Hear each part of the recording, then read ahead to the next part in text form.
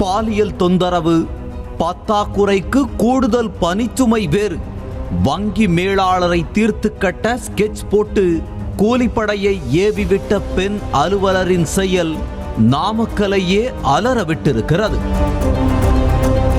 கரூர் வைசியா வங்கியின் நாமக்கல் ரெங்கர் சன்னதி கிளையில் மேலாளராக பணியாற்றி வருபவர் கோபிநாத். கோபிநாத் குடும்பத்துடன் மோகனூர் சாலையில் வசித்து வரும் நிலையில் கடந்த 18ஆம் தேதி வங்கியில் இருந்து மதிய உணவு அருந்துவதற்காக இருசக்கர வாகனத்தில் வீடு திரும்பியதாக தெரிகிறது. அப்போது கோபிநாத்தை பின்தொடர்ந்து வந்த 4 பேர் அவரை முதுகில் கத்தியால் குத்திவிட்டு தப்பியுள்ளனர்.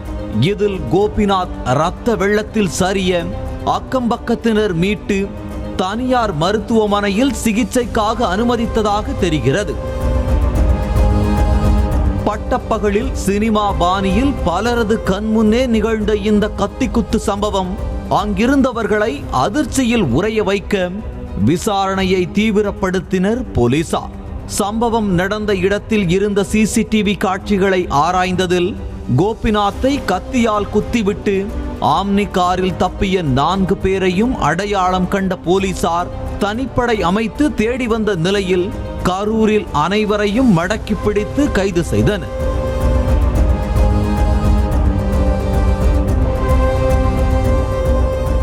விசாரணையில் செய்ய சொன்னாங்க, செஞ்சோம் என கோபிநாத் பணிபுரியும் அதே வங்கியில் அலுவலராக பணிபுரியும் காவியா என்ற பெண்ணை நோக்கி 4 பேரும் கை நீட்ட காவியாவை கொத்தாக தூக்கி போலீசார் விசாரணை வட்டத்திற்குள் உட்கார வைக்க பல திடுக்கிடும் தகவல்கள் வெளியானது.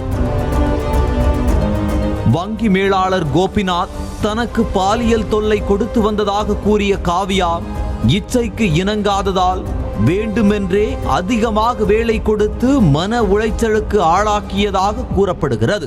அத்தோடு ஏதேனும் தெரியாத்தனமாக தவறு செய்தாலும் பலரது முன்னிலையில் கோபிநாத் அவமானப்படுத்திய நிலையில் பொறுத்து பார்த்த காவியா ஒரு கட்டத்தில் கூலிப்படைக்கு 1 லட்சம் ரூபாய் கொடுத்து கோபிநாத்தை தீர்த்து கட்டுவதற்கான அசைன்மெண்டை ஒப்படைத்ததாகவும் வாக்குமூலம் அளித்திருக்கிறார்.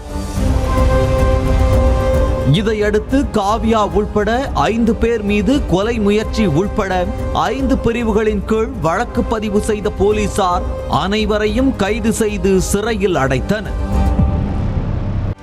செய்திகளை உடனுக்குடனும் துல்லியமாகவும் தெரிந்து கொள்ள சப்ஸ்கிரைப் பண்ணுங்க.